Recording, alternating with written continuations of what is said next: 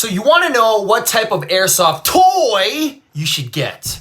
Whether you are a beginner at the game or a seasoned veteran, this video is going to help you as I go through each of the different categories of airsoft toys, talk about their advantages and disadvantages, and then talk about their gameplay viability. So without further ado, let's get right into it. Number 1, the bolt action or Springer airsoft toy. Now these toys require you to pull back on a spring manually, whether it be on a bolt action sniper rifle replica or an assault rifle or a pistol or a shotgun. These require manual manpower. Depending on the quality of Springer or Air Cookie airsoft toy you get, their strength and range will vary. So if you get a cheap Walmart one, it'll be piece of crap. If you get a nice VSR 10, it'll shoot 70 meters, no problem. And because it is a purely mechanical system, that trigger is a physical mechanism, so the response is top notch. That being said, you do have to cock it, so that means that you won't be able to have a high rate of fire. Bolt action rifles also have limited ammo capacities, only probably about 30 rounds or so, but it doesn't really matter because you have to rack it manually, so you're not going to be spending all those bye-byes that quickly. And because it's manual, you don't need to buy batteries or get gas or anything like that to run it, and you can run it all year long. So by nature, they are the most reliable airsoft toys and most likely the cheapest you can get. Now, in terms of gameplay viability, I'm gonna rank it as not viable. The number 1 reason is the rate of fire. Because you have to manually cock the thing, it's gonna take a lot more effort for you to match the rate of fire of everyone else using semi-automatic and fully automatic airsoft toys. So it's pretty obvious that you're gonna be outgunned. But if you do decide to go this route, there are some techniques you're gonna have to learn, like quick peeking, quick scoping, quick shotting, kind of dodging out of the way, racking that bolt as soon as you go into cover, learning to choose your engagements, zeroing your optic to shoot at people's knuckles, and being overall more defensive when it comes to gameplay. Of course, the ultimate defense is being a sniper, so if you want to snipe, you can use the bolt action rifle and hide in the bushes like a bush Wookie and you'll be absolutely fine. But I'm not a sniper. The only time I've ever used the bolt action rifle is in mid-range or in CQB, so I go with the former technique. So I'm gonna rank it as not viable, and you have to do a lot of training just to make it somewhat viable in CQB and mid-range.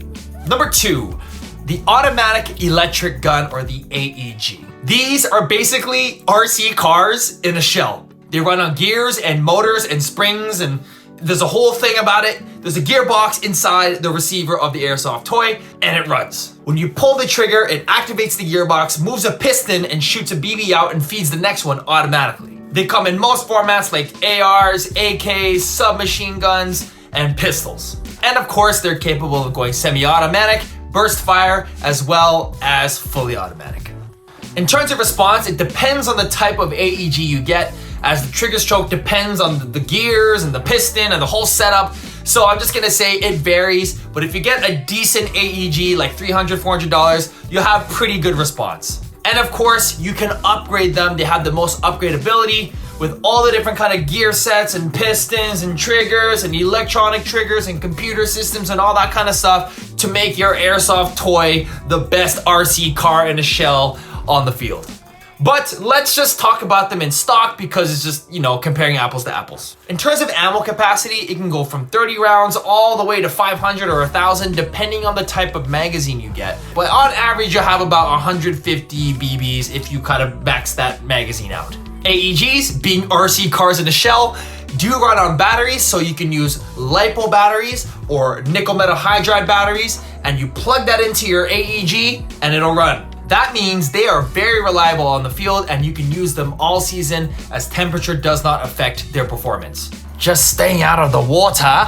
One downside to AEGs is that although they may look realistic, they usually don't have realistic functions of the real thing, like bolt catches or charging handles and bolt carrier groups and stuff like that. That is reserved for the next category. Because there are a plethora of AEGs on the market, it is both the most affordable and expensive platform in the industry. So it really just depends on what you get. You can check out here on the channel all the different kinds of airsoft toys I have on here, but they do tend to be on the more expensive side. Then after you buy the RC car in a shell, you can just get 1 or 2 batteries and you'll be good for the whole day. So let's talk about gameplay viability of AEGs. Easy clap, absolute top tier meta. They're reliable, have good range, can be tuned, can be modded, can become super OP. They have no recoil or anything like that. They are consistent, and that's just gonna help you focus on the game more than worrying about your airsoft toy. And not to mention, they have high ammo capacity capabilities, as well as having an insane rate of fire in some cases. In terms of technique, you don't really need to learn that much because you can just change the entire system to just be super beamy, spam laser beam. So you don't have to worry about pine, you don't have to worry about your stance, you can just one hand that shit and you'll be good to go. Which can be a detriment to those who want to kind of learn and be tactical. But if you want to be super competitive and just be super fast, throw mags on the ground, drop them up, get it super quick, don't have to worry about bolt caches or anything like that, AEGs are the way to go for top tier meta movement kings. But before we move on, please like and subscribe if you want to get more videos about airsoft in Japan. Thank you so much. Now let's move on to gas blowbacks, the most realistic platform of airsoft toy. They are basically the real deal, but they just don't shoot bullets. That being said, there are gas guns that don't have blowback, like gas shotguns, as well as non-blowback gas pistols. Gas guns come in a variety of platforms like AR, AK, shotguns, pistols. Their operation is very similar to the real deal, so you actually have to rack the slide to load a BB in, you actually have to hit the bolt catch, you actually have to rack the bolt. It actually has a physical wall that breaks the trigger when you shoot, so you can actually learn the wall and shoot faster. And because of that trigger being a physical wall, they have some of the best trigger response in the industry, so they're really, really good for CQB. And they have recoil. It's more like a shiatsu massage machine, but it's there, it's feedback, and it's cool. It's really cool, it's fun, all right? It's fun. And the power source is not a battery, it is gas, which is usually stored inside the magazine. And those magazines are goddamn expensive, and they're fragile, so don't drop them on the ground. That being said, their performance can be it depends. Because of all the moving parts, some gas blowback guns will break themselves, but with that being a constant, you have to do one thing in order to make sure that it performs at top capacity, and that's actually taking it apart and maintaining it, wiping down the grime, lubing it up with some oil, and making sure it's nice and good to go. Also, you must make sure that the gas magazines are warm enough to operate because we use refrigerant type gases. It's basically propane, because as you shoot, the gas will cool down because science. When it slows down, your system won't be able to cycle. So you have to either change magazines or switch to your pistol or do something like that because your system's gonna go down. So that being said, you cannot use them all season or in colder climates, especially here in Japan where we don't have higher pressure gas. If you live in a country that has higher pressure gas, like black gas, green gas, whatever it may be, you can most likely use them. Or you can use CO2, which is basically the same thing, except the system is optimized for CO2, which has more recoil and is less influenced by the colder weather. So that means that this platform, though it may be the most realistic, it's actually the most expensive to purchase, but also the most expensive to run. In terms of ammo capacity, being realistic as it is, you usually only get about 30 rounds.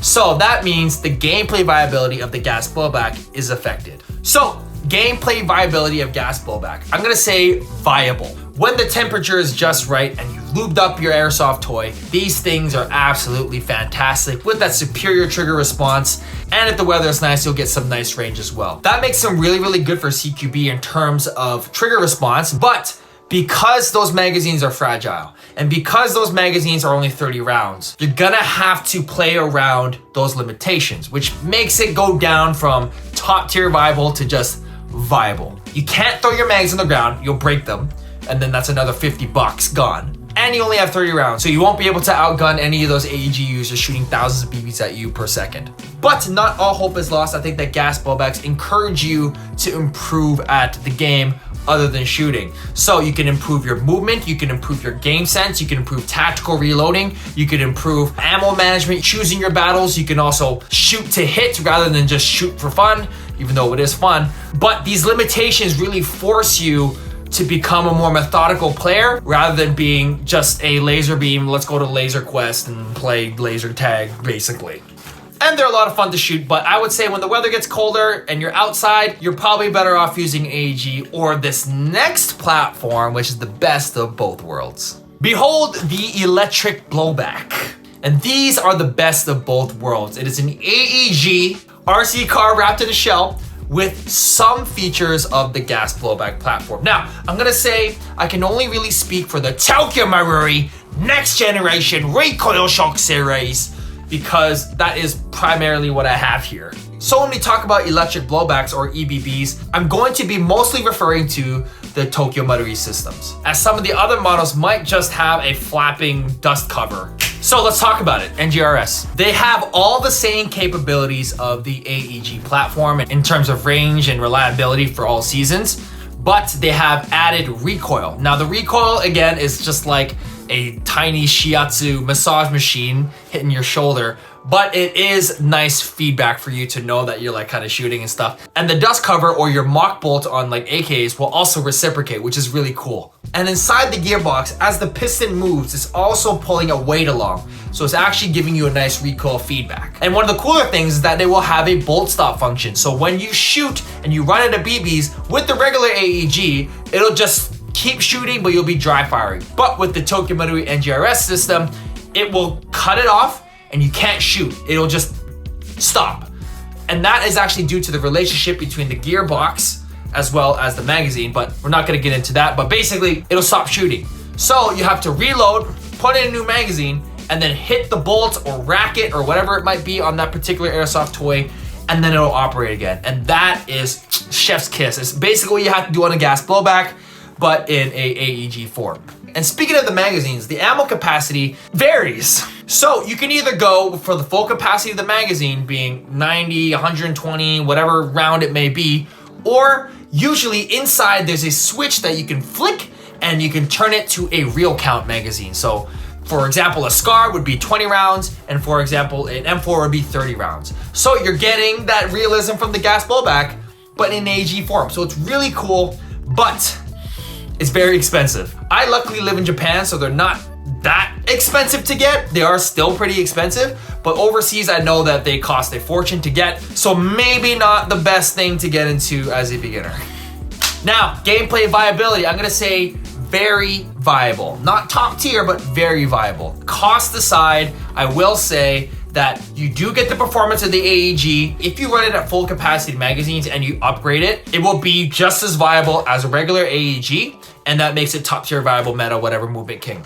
If you run it like how I do, where I do have it upgraded, but I do run it with real counts, so 30 rounds, 20 rounds, whatever it may be, the same techniques you would need to use for a gas blowback, tactical reloading, movement, game sense, all that kind of stuff, does apply to the electric blowback system. But it'll be a little bit better than that because you'll have the range of an AEG, you have the consistency of an AEG, and you get to throw those mags on the ground and not worry about breaking them because they're not as fragile and precious as a gas magazine. So that's why they're in a good, like, very viable, right above gas blowback, but still under AEG. But if you run it as a standard AEG, then it goes all the way up to an AEG. All right, so which platform should you run? If you are a beginner, AEG, hands down, super meta. You don't have to worry about your gun breaking unless it's a piece of crap, and you can just focus on the game and just have fun. If you're a person that's looking for realism and you want to do some like training maybe for your real firearms and just plank in your backyard and just have fun like shooting, then gas blowback is probably the way for you, but you know, it's really expensive and you can't run it all year long, so just be aware of that. If you want to go super challenge mode, you can go Springer or bolt action rifle. Like I said, they are the most difficult, require the most technique to be viable, unless you want to be a sniper, but that's a completely different thing. But I wouldn't suggest that for a beginner. Maybe after you played a few games and gone through a bunch of platforms, then maybe consider getting a bolt action rifle, or if you get bored.